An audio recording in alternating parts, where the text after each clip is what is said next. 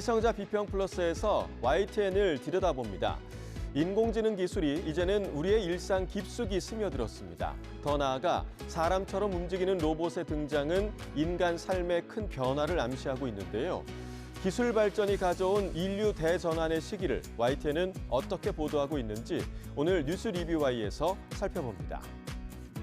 화면 너머의 목소리까지 듣고 답해드립니다. 시청자 톡톡Y로 도착한 의견들 함께 들어보시죠.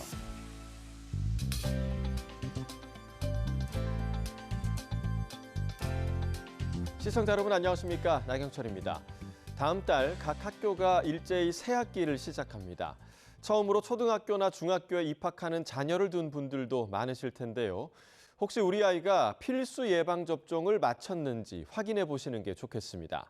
새롭게 단체 생활을 시작하는 아이들의 감염병 예방과 건강 보호를 위해서입니다.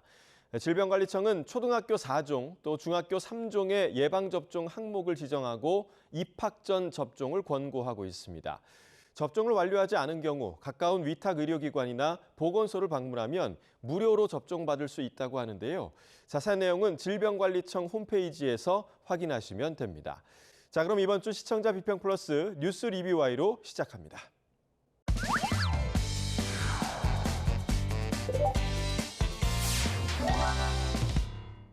네, 오늘 뉴스 리뷰와의 시간 YTN이 전한 인공지능 및 로봇 관련 보도를 살펴보겠습니다. 함께 이야기 나눌 두 분을 모셨습니다. 먼저 이종임 시청자 평가원입니다. 이동우 해설위원 실장입니다. 네, 지난 1월이었죠. 미국 라스베이거스에서 세계 최대 소비자 기술 전시회 CES 2016이 열렸습니다. 화두는 피지컬 AI, 쉽게 말해서 인공지능이 탑재된 로봇과 같이 현실 속에서 문제를 판단하고 해결하는 인공지능이었습니다. YTN 보도를 통해 전해졌지만 앞으로는 모든 기기에 인공지능이 스며들 거라고 짐작해 볼 수 있었는데요. 가속화하는 기술 발전 속에 인간과 기술이 어떻게 공존하고 또 인간의 존엄과 사회적 안정을 어떻게 지켜낼지 설계도를 그리는 작업이 중요해졌습니다. 네, 맞습니다. 매년 새해 초에 열리는 세계 최대 규모의 ICT 융합 전시회 CES는 IT 기업뿐만 아니라 전 세계 언론에 큰 관심을 받는 행사입니다. YTN은 미국 라스베이거스 현장 취재를 통해 국가 간 로봇 기술 경쟁과 국내 로봇 기술의 현재, 뷰티 디바이스, 가전까지 다양한 분야의 로봇 기술 적용이 가능하다는 것을 보도했습니다. 로봇 기술 이외에도 다양한 기술이 적용된 상품, 서비스를 선보였음을 취재해 보도했는데요. K-뷰티테크, AI와 결합한 홈케어 미용 기기와 흉터 치료 기술 등을 소개했고요. 뷰티와 테크놀로지가 결합한 융합 산업을 설명하고 기술이 라이프 스타일에 밀접한 영역임을 전합니다. 네, 오늘은 IT 가전을 넘어서 라이프 스타일 등 다양한 전시를 한 번에 만나볼 수 있는 베네시안 엑스포에 다녀왔습니다. 단순히 바르는 화장품을 넘어서 IT와 결합한 미용 기기들이 큰 주목을 받았습니다. 시간을 들여 피부과에 가지 않아도 한 손에 쏙 들어오는 기기만 있으면 집에서도 관리할 수 있는 만큼 큰 인기를 끌었습니다. 레이저와 고주파, 초음파를 사용해 힘없이 처진 피부를 되살리는 기능이 탑재되어 있었는데요. 한국에 가지 않아도 K-드라마 속 연예인 피부를 만들 수 있다는 소문에 틱톡 인기 아이템으로 꼽히고 있습니다. 인공지능을 살아 숨쉬게 하는 또 다른 주역인 전력과 인프라 기업들도 대거 출동했습니다. 첫 출사표를 던진 한국전력은 송변전 시설에 문제가 없는지 AI가 진단하는 신기술을 들고 나왔습니다. 혁신적인 기술 전시를 통해 한전이 전통적인 유틸리티 기업을 넘어 명실상부한 글로벌 에너지 솔루션 기업으로 도약했음을 전 세계에 각인시키는. 이어서 CES 현장에 다녀온 경제부 박기환 기자가 로봇 관련 취재기를 전했는데요. 국내의 경우 로봇이 공장 노동에 단계적으로 투입될 예정이며 LG전자는 가전에 로봇을 연결해 일상생활에서도 사용할 수 있도록 준비하고 있다는 내용도 전했습니다. 이번 CES 현장에 다녀온 경제부 박기환 기자가 스튜디오에 나와 있습니다. 안녕하십니까? 네, 이번 CES 정말 핫했는데 총평부터 좀 들어볼게요. 네, 말씀하셨던 것처럼 좀 짧게 말씀드리면 영화 속이나 상상에서나 봤을 법한 그런 기술들이 이제 내 눈앞에 실제로 나타났다. 이런 생각을 거의 매일 했던 것 같습니다. 네. 특히 이번 CES에서는 사람을 닮은 휴머노이드 로봇이 가장 큰 주목을 받았는데요. 여기에 AI 가전과 자율주행차 등 거의 모든 IT 기기에 인공지능이 탑재되고 있었습니다.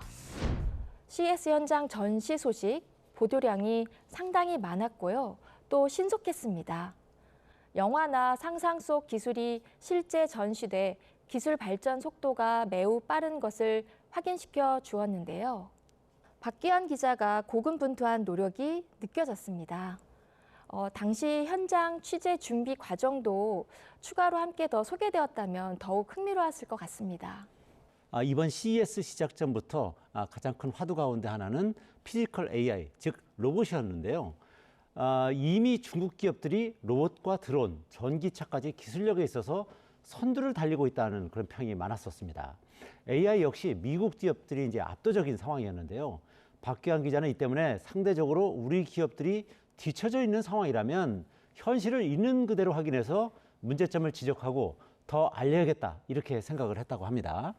하지만 실제 전시장에서는 무수히 많고 화려한 중국 로봇 군단에 홀로 맞선 현대차가 제시한 아트라스의 승리였었습니다. 그 덕에 YTN 취재진도 다른 참여자들도 함께 어깨를 펼 수 있었고 자부심 속에서 더 취재 열기도 달아올랐다고 하는데요. 예. 이번 CES 취재에서는 기업들의 넓어진 영역만큼 취재할 지역도 더 많아졌는데요. 주 전시장인 컨벤션 센터 외에도 삼성은 단독 전시장을 차렸고요.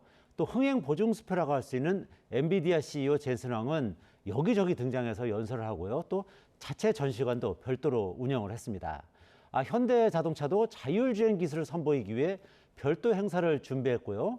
또 그 동선도 아주 길어졌다고 합니다. 축구장 20개 크기가 넘는 주 전시장도 5박 6일을 둘러봐도 다 보기 어려운 그런 규모였다고 합니다. 하루 2만 보에서 3만 보씩 아무리 걸어도 새로운 기업들을 다 취재하기 어려울 정도였다 이렇게 전하고 있고요. 아쉬운 부분도 좀 있었다고 합니다. 예.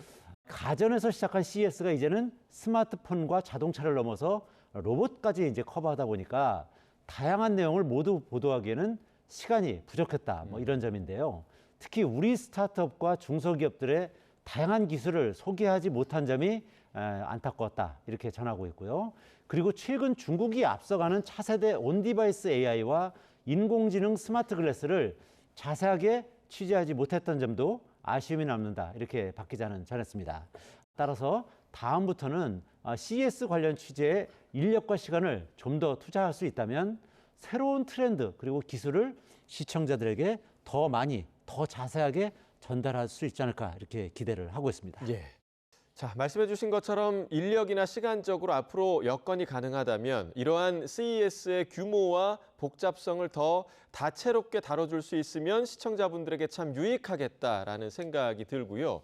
자, CES 보도를 전하다 보면 이 새로운 기술들이 신기해서 참 눈이 저절로 간다 이런 말씀을 좀 드리고 싶은데 이런 것처럼 단순히 신기하다는 이유로 시청자의 이목을 끄는 부분도 있겠지만 반면에 기계가 인간을 대체할 거다라는 기대와 우려 때문에 시청자가 인공지능 관련 보도들에 더 주목하기도 합니다.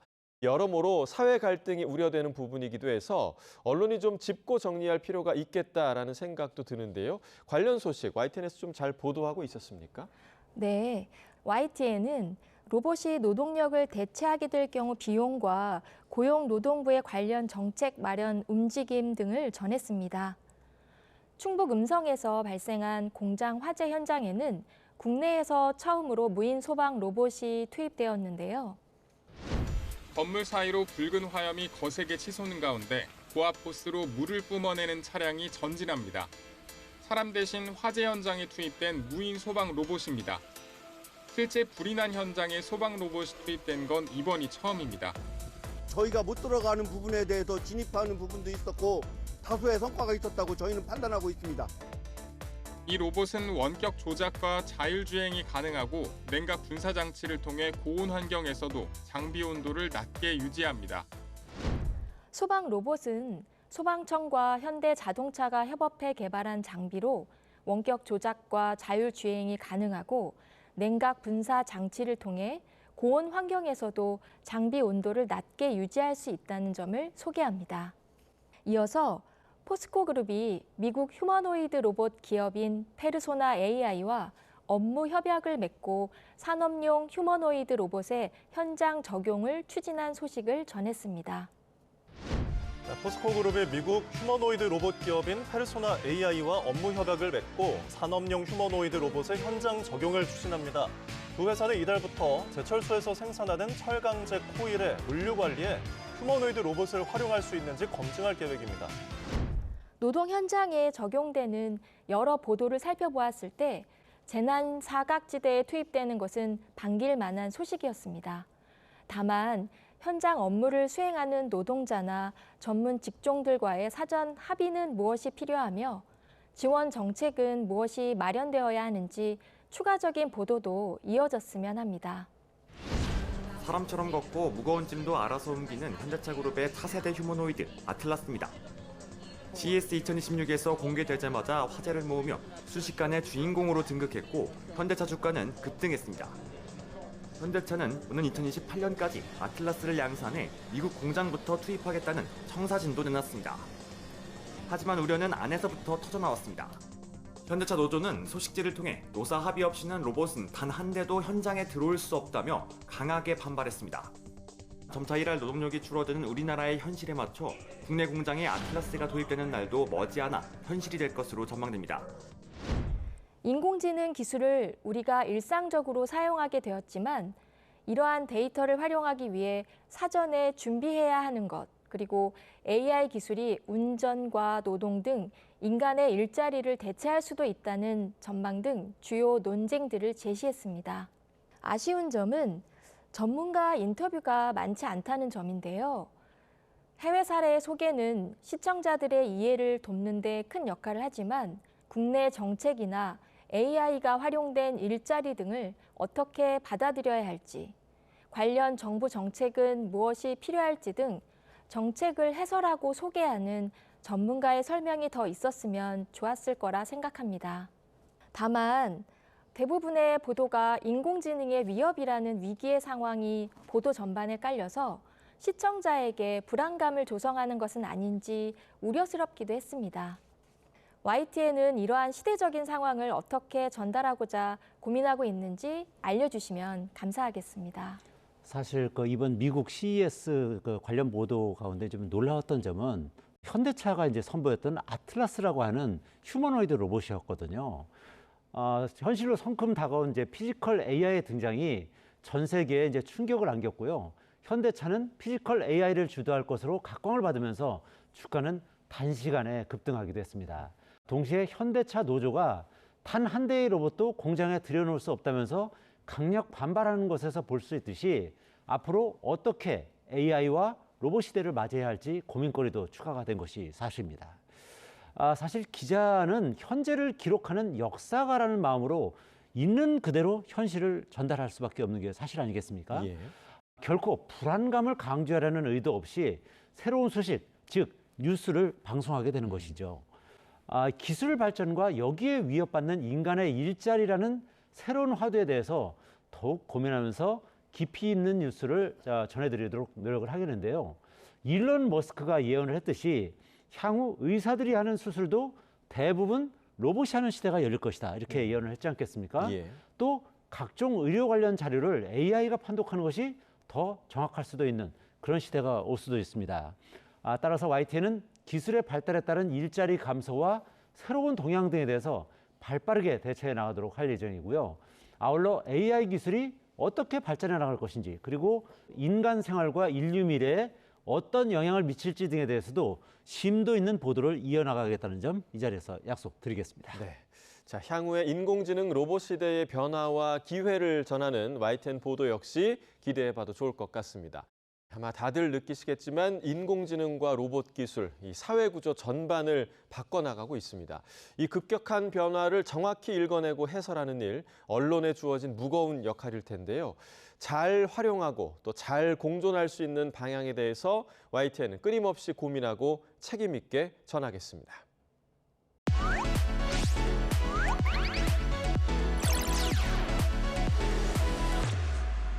시청자의 알 권리와 보도 가치의 향상을 위해 노력한 방송을 꼽아보는 디딤돌 뉴스 시간입니다. 자, 평가원님, 이번 주 주목할 만한 보도 어떤 보도였습니까? 네, 인공지능 기술에 대한 전 세계적 관심은 국내 인공지능 정책 제정에도 영향을 미칩니다. YTN에서도 관련 보도를 이어나갔는데요. 데이터 센터의 중요성 등을 살핀 기획 보도를 이번 주 디딤돌 뉴스로 꼽았습니다. 네. 총 6편으로 이루어진 AI의 심장, 데이터 센터를 가다 기획 보도는 AI 데이터 센터를 둘러싼 다양한 논의를 종합적으로 보도했습니다. 국내 이용자들이 유튜브 콘텐츠, 생성형 챗봇 등을 이용하는 과정에서 데이터가 얼마나 사용되는지 관련 지형과 데이터를 상세히 인용해 보도했는데요. 자율주행, 로봇 AI 등 미래를 준비하기 위해서 데이터 센터 구축이 필수적인 이유를 설명했습니다. 해외 사례도 상세히 소개해 시청자의 이해를 도왔는데요. 함께 국내에서 데이터 센터를 세우기 전에 고려해야 하는 사항도 전합니다. YTN은 단순한 기술 소개를 넘어 AI가 움직이는 기반 인프라를 핵심 축으로 설정했는데요. GPU 확보 경쟁, 냉각 기술, AI 거품 논쟁, AI 데이터 센터 관리 문제 등 AI가 돌아가기 위해 무엇이 필요한가라는 구조적 질문을 던집니다. 기술 설명에 그치지 않고 공공적, 산업적 분야로 확장한 기자의 시각으로 인공지능 시대의 단면을 다각적으로 살핀 현 시점에서 꼭 필요한 기획 보도였다고 생각합니다. 네. 자, AI의 심장, 데이터 센터를 가다라는 제목의 기획 보도입니다. 기술의 사회적 영향과 더불어 지역 균형, 또 재난 리스크까지 단발성에 그치지 않고 폭넓게 사안을 살펴나갔는데요. 해당 보도를 기획한 장하영 기자를 저희 제작진이 직접 만나고 왔습니다. 바로 확인해 보시죠. 데이터라는 걸 우리가 계속 그냥 물 쓰듯이 쓰고 있잖아요. 근데 이 쓰고 있는 데이터가 지금 클라우드에 다 올라가 있는 상태에서 우리가 쓰는 거기 때문에 데이터 센터는 어떻게 보면 그거의 어떤 하드웨어라고 볼 수 있기 때문에 되게 중요한 기관이거든요. 되게 중요한 시설이거든요. 그런데 논란이 될 때만 관심을 갖게 되는 사람들이 이제 데이터 센터가 혐오 시설이니까 우리 지역에는 안 돼. 이럴 때만 뭐 관심을 갖는다든지 아니면은 해외에 이제 많이 지어지고 있는데 환경 문제가 된다더라. 근데 우리는 문제 없냐? 뭐 이럴 때만 관심을 갖는다든지. 그래서 이거의 중요도라든지 실제 우리나라에서는 데이터 센터가 얼마나 규모 있게 뭐 건설이 되고 있고 현재 현황은 어떤지 이런 부분 한번 짚어주자 이런 이야기도 나왔었고 이 분야가 진짜 기술 발전이 너무 빨라요. 그리고 이슈 전환도 너무 급격하고 저희가 이제 뭐 해저라든지 광산에 대해서 이제 미래의 데이터 센터야 이렇게 해서 취재를 하고 있는데 우주 데이터 센터가 나오고 그리고 이게 실제로 우주 데이터 센터에 진짜 쏘아 올려가지고 그 결과물까지 중간에 나오다 보니까 이 얘기를 하려고 하면 또 이미 기술이 발전해 있고 그다음에 뭐 이 분야를 이 이슈를 좀 다루려고 했더니 저 이슈가 커져 있고 그래서 그러면 이것도 다뤄야겠는데 저것도 다뤄야겠는데 하는 것들이 많이 늘어났던 게 제일 좀 취재하면서 까다로웠던 부분이었던 것 같아요. 과학기술 보도가 편집부에서 반기는 아이템이 아니에요. 왜냐하면 기사 하나하나의 그 길이가 너무 길어요. 배경 지식을 설명을 하면서 이 기술이 그래서 어떤 부분에서 발전이 된 부분인지를 설명을 하려면 기사가 길어질 수밖에 없더라고요. 방송 뉴스뿐만 아니라 저희가 이제 온라인으로도 올리잖아요, 기사를. 그러면은 온라인으로 접하는 시청자들도 많기 때문에 기사의 길이나 이런 부분에서는 좀 자유로워져야 되지 않나 하는 생각을 하고 그리고 결국에는 형식도 좀 가볍고 재밌게 가도 될 것 같아요. 네. 요즘 인기 있는 이제 과학 유튜브나 예능 프로그램도 많잖아요. 이 정도로 재밌지 않으면 보지를 않는 거죠. 네, 뉴스도 조금 더 사람들이 찾아볼 수 있는 콘텐츠가 돼야 된다고 생각을 하고 하지만 우리는 뉴스니까 그 정보가 전달될 때 좀 더 깊이 있는 내용까지 들어갈 수 있게끔 고민이 계속 필요한 것 같아요. 지금도 이제 고민을 하고 있는 중입니다. 네, 그럼 오늘 뉴스 리뷰와이 마무리해 보겠습니다. 두 분 오늘 말씀 잘 들었습니다. 고맙습니다.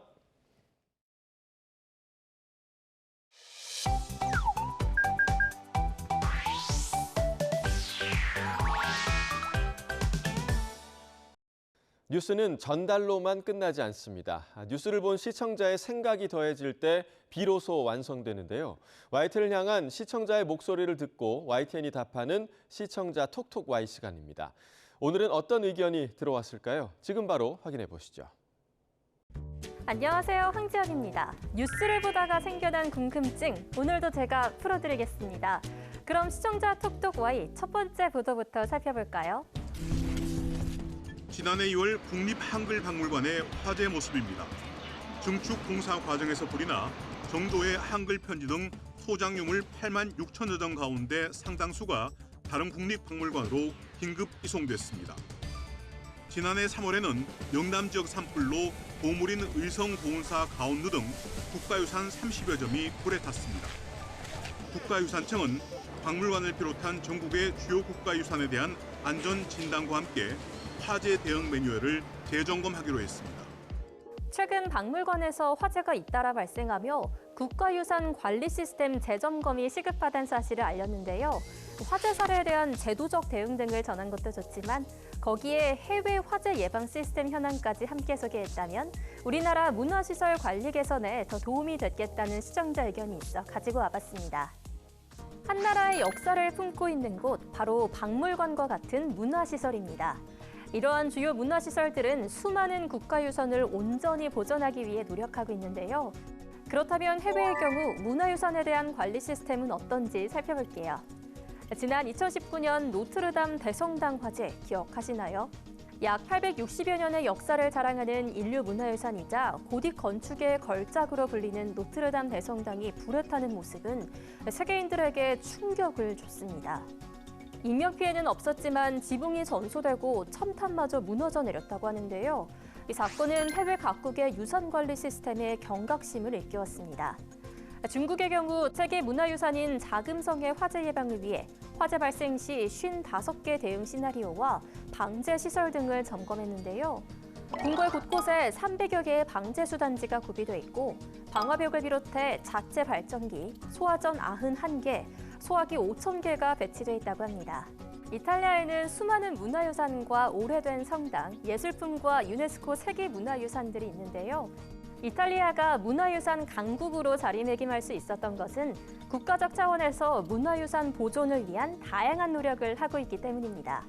이러한 노력의 일환으로 문화유산 보호 의무를 이탈리아 헌법에서 명시하고 있는데요. 바티칸을 비롯한 피렌체, 로마, 밀라노의 옛 문화유산이나 건축물 소방 담당자들은 목재가 많이 사용된 건물에 특히 더 신경을 쓴다고 합니다. 보건공사나 설비공사가 진행되는 곳에서는 공사 인부들이 퇴근한 뒤에 다시 자체 검사를 하는 등 화재를 막기 위해 노력하는데요. 이처럼 세계 각국에서는 화재로부터 문화유산을 지키기 위해 저마다의 방법으로 관리 감독을 하고 있는데요. 우리나라도 더 이상 화재로 잃는 문화유산이 없도록 다방면에서 관리를 철저히 해야겠네요. 다음으로 두 번째 시청자 궁금증은 무엇일지 보도 먼저 확인해 볼까요? 국세청이 자산 규모가 큰 서울과 경기도 소재 일부 수도권 대형 베이커리 카페에 대한 실태 조사에 들어갔습니다.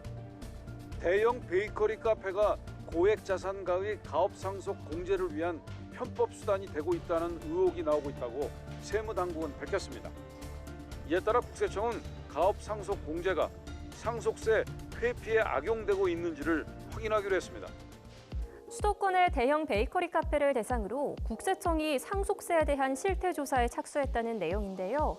가업 상속 공제의 간단한 설명은 있었지만 이 제도의 취지나 공제 대상 등 구체적인 정보는 없어 보완하면 좋겠다는 시청자 의견이 전해졌습니다. 주말에 나들이 가면 쉽게 볼 수 있는 대형 베이커리 카페, 요즘 참 많죠. 이런 대형 베이커리 카페가 늘어난 이유로 상속세 회피 목적이 있다는 의혹이 나왔다고 합니다. 그렇다면 어떤 방식으로 대형 베이커리 카페가 상속세 회피에 쓰인 걸까요? 국세청이 지목한 편법 수단은 바로 가업 상속 공제 제도입니다.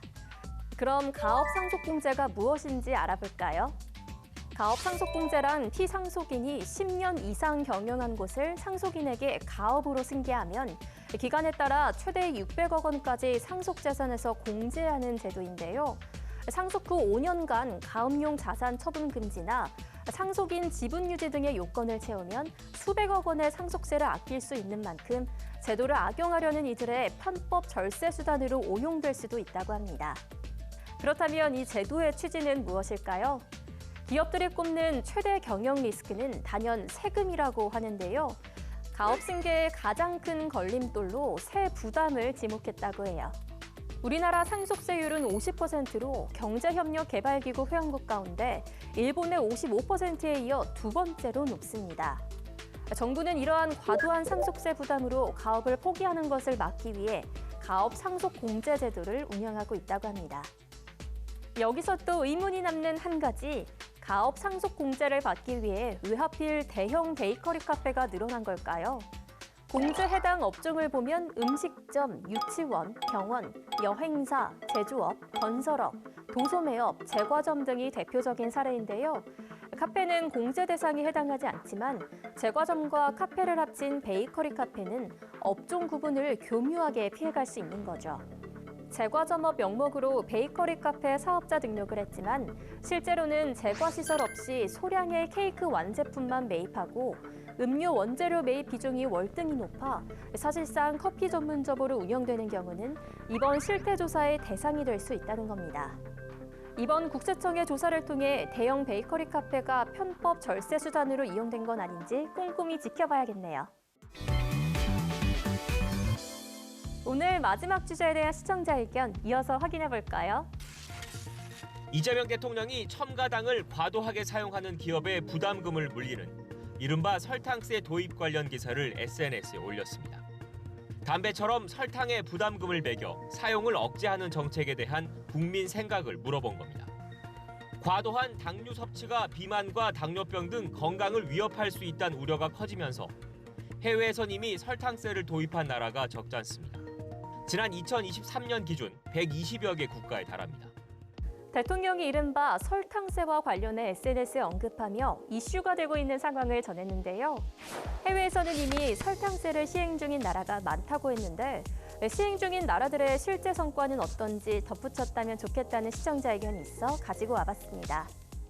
설탕세는 비만과 당뇨 등 만성질환의 주범으로 꼽히는 설탕 소비를 줄이기 위해 관련 제품에 부담금을 매기는 제도를 말합니다. 세계보건기구도 설탕세를 포함한 재정 정책을 통해 당류 섭취를 줄일 필요가 있다고 권고해왔는데요. 2016년 세계보건기구가 세율 20%의 설탕세 도입을 권고한 이래 전 세계 120여 개국에서 시행 중이라고 합니다. 그렇다면 설탕세를 도입한 해외 국가들의 성과는 어떨까요? 가장 성공적인 사례로는 영국이 꼽힌다고 합니다. 2016년 시작한 영국의 청량음료 산업 부담금은 100ml당 설탕이 5g 미만이면 비과세, 5에서 8g이면 리터당 약 350원, 약 8g 이상이면 약 460원의 부담금을 매기는데요. 제도의 효과는 수치로 입증됐다고 합니다. 영국 공중보건국 분석 결과 1인당 설탕 소비량은 제도 시행 후 28.8%나 감소했다고 하는데요. 영국 당국은 이로 인해 매년 비만 환자 14만 4천 명, 당뇨 환자 19,000명이 줄어들 것으로 추산하고 있습니다. 반대로 실패 사례도 있는데요. 덴마크는 2011년 세계 최초로 포화지방산이 2.3% 이상 포함된 버터, 우유, 피자, 육류 조리 제품 등에 세금을 부과하는 비만세를 도입했습니다. 이후 추가로 설탕세 도입을 계획했는데요. 비만세 도입 이후 식품 가격 상승과 식품 가게의 폐업이 잇따르고 독일, 스웨덴 등 인접국으로 넘어가 식료품을 구매하는 이른바 원정 쇼핑도 급증했습니다. 결국 덴마크 정부는 건강 개선 효과가 입증되기도 전에 정치적, 경제적 부담을 이기지 못하고 1년 만에 비만세 폐지와 함께 설탕세 도입 계획까지 전면 백지화했다고 합니다. 이렇게 성공 사례와 실패 사례가 있는 만큼 우리나라에 도입할 경우 여건에 맞게 다방면에서 준비가 필요해 보이네요. 여러분이 남겨주신 궁금증, 오늘도 속 시원히 풀리셨을까요? 다음 시간 알찬 내용으로 찾아오겠습니다. 그럼 다음 주에 만나요.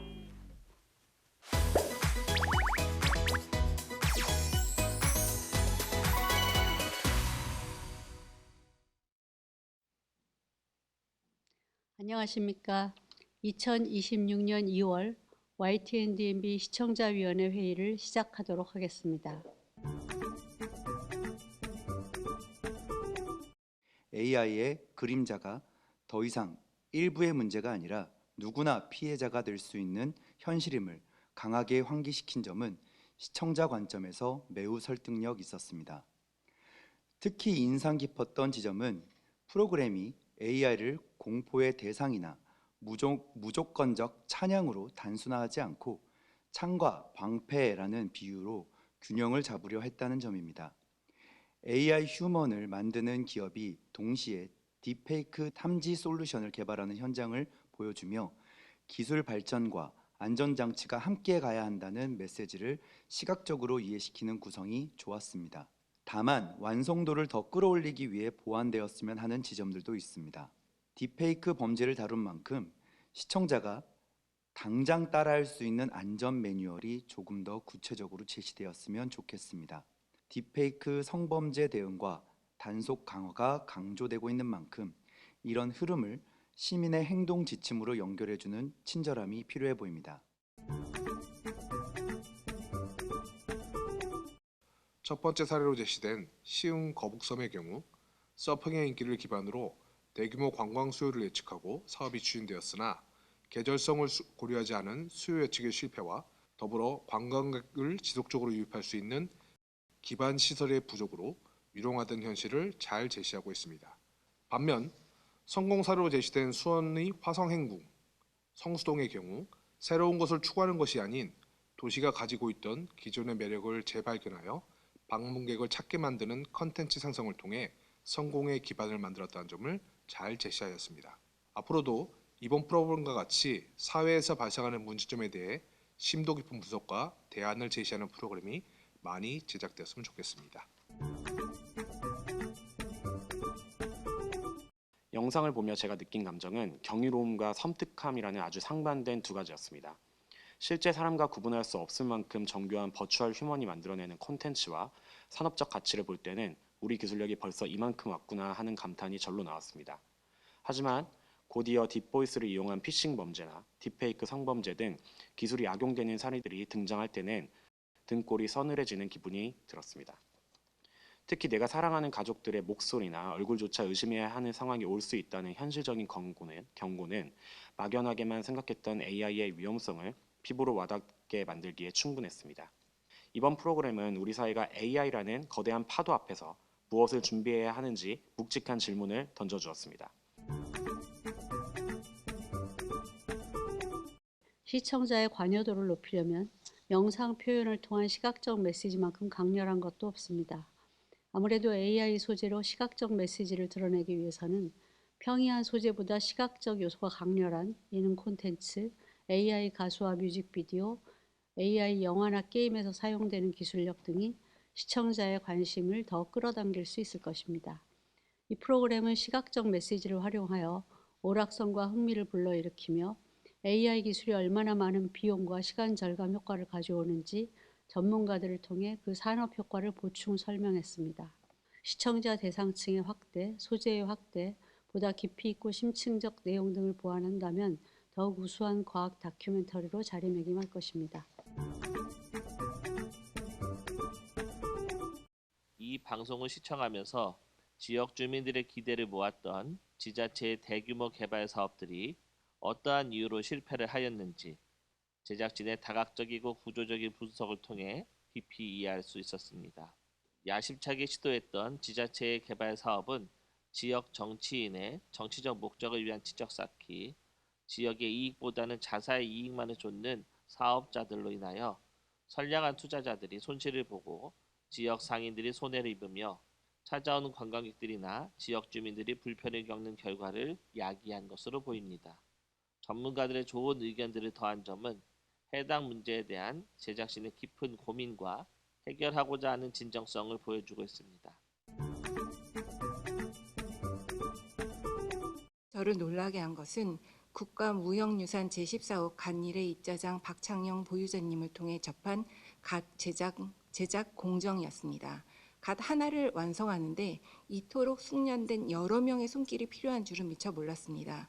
한 사람이 평생을 다 바쳐도 배울 수 없다는 간일의 그 깊이에 압도되었습니다. 총모자장, 양태장, 입자장이라는 3명의 장인이 펼치는 분업과 협업, 그리고 그들이 쏟아붓는 정교한 기술과 긴 인고의 시간은 이번 특집을 통해 비로소 제게 큰 울림으로 다가왔습니다. 전통을 지켜온 분들의 노고에 대한 존중은 물론 전통과 현대에 대한 우리 모두의 총체적인 이해가 우리 전통 문화의 오늘과 내일을 결정할 것입니다. 방송에서 좋았던 점은 기술의 양면성을 균형감 있게 다룬 연출입니다. 대학에서 발생하는 AI 부정행위 이슈를 통해 이제는 AI를 어떻게 올바르게 이용할 것인가를 가르쳐야 한다는 교육적 전환점을 제시하는 점도 흥미로웠습니다.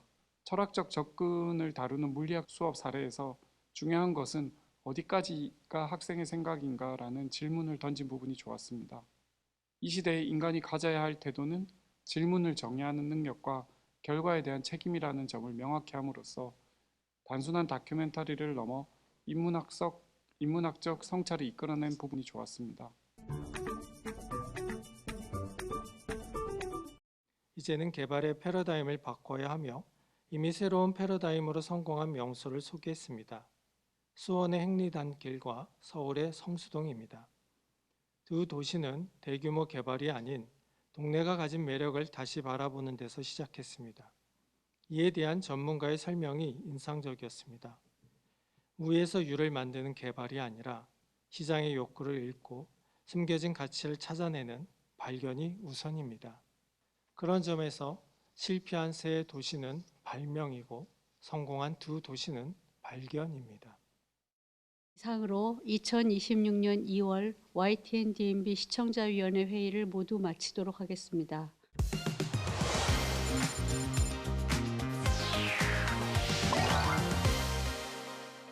YTN의 보도를 되짚어보는 데 있어 시청자 여러분의 목소리는 중요한 기준이 됩니다. 방송에 대한 여러 의견들 SNS와 홈페이지를 통해 남겨주시고요.